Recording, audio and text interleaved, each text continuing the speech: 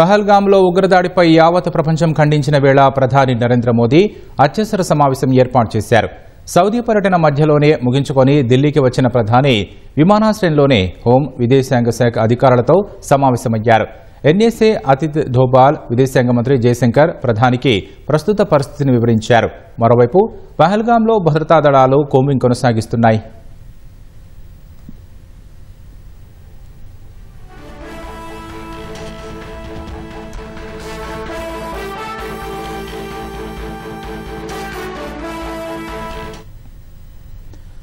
పహల్గాం ఉగ్రదాడి ఘటన నేపథ్యంలో సౌదీ అరేబియా పర్యటన రద్దు చేసుకుని ఢిల్లీ తిరిగి వచ్చిన ప్రధాని మోదీ విమానాశ్రయంలోనే అత్యవసర సమావేశం ఏర్పాటు చేశారు.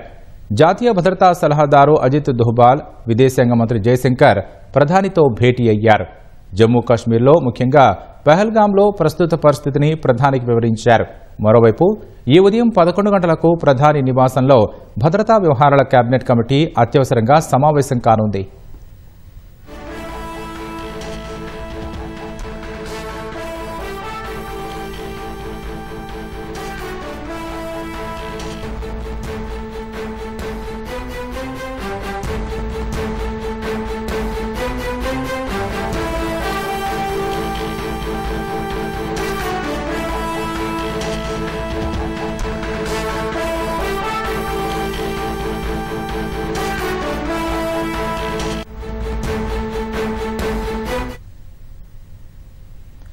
పహల్గాంలో పరిస్థితి భద్రతపై చర్చించనున్నారు.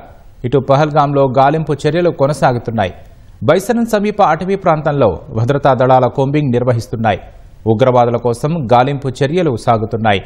ఇప్పటికే ఎన్ఐఏ బృందం శ్రీనగర్ చేరుకుంది. పహల్గాం ఉగ్రదాడి ఘటనపై ఎన్ఐఏ బృందం దర్యాప్తు చేయనుంది.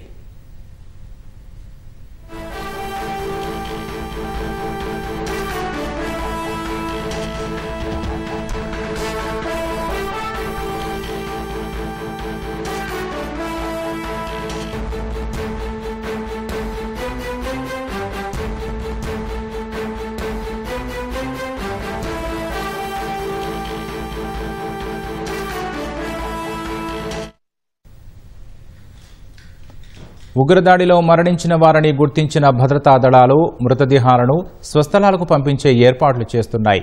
26 మందిని ముష్కరులు బలి తీసుకోగా అందులో 2 విదేశీయులు కూడా ఉన్నారు. మరణించిన వారిలో ఒకరు హైదరాబాద్లో పనిచేస్తుండగా విశాఖకు చెందిన చంద్రమౌళి ఉన్నారు.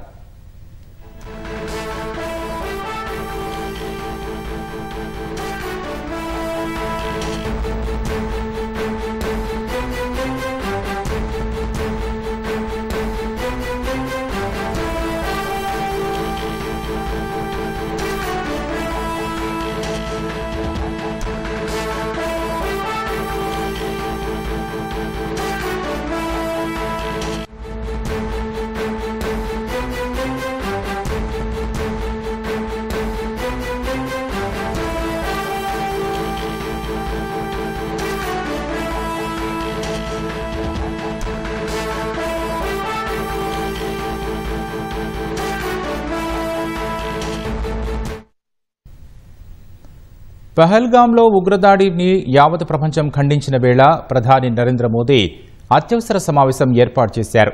సౌదీ పర్యటన మధ్యలోనే ముగించుకొని ఢిల్లీకి వచ్చిన ప్రధాని విమానాశ్రయంలోనే హోం విదేశాంగ శాఖ అధికారులతో సమావేశమయ్యారు. ఎన్ఎస్ఏ అతిథ్ ధోబాల్, విదేశాంగ మంత్రి జయశంకర్ ప్రధానికి ప్రస్తుత పరిస్థితిని వివరించారు. మరోవైపు పహల్గాంలో భద్రతా దళాలు కోంబింగ్ కొనసాగిస్తున్నాయి.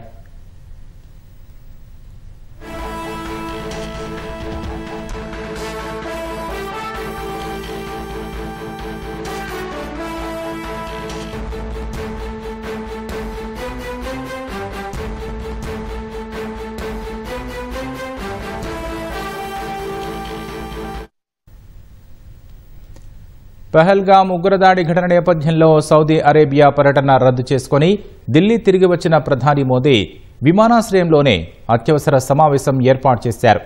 జాతీయ భద్రతా సలహాదారు అజిత్ దోబాల్, విదేశాంగ మంత్రి జయశంకర్ ప్రధానితో భేటీ అయ్యారు. జమ్మూ కాశ్మీర్లో ముఖ్యంగా పహల్గాంలో ప్రస్తుత పరిస్థితిని ప్రధానికి వివరించారు.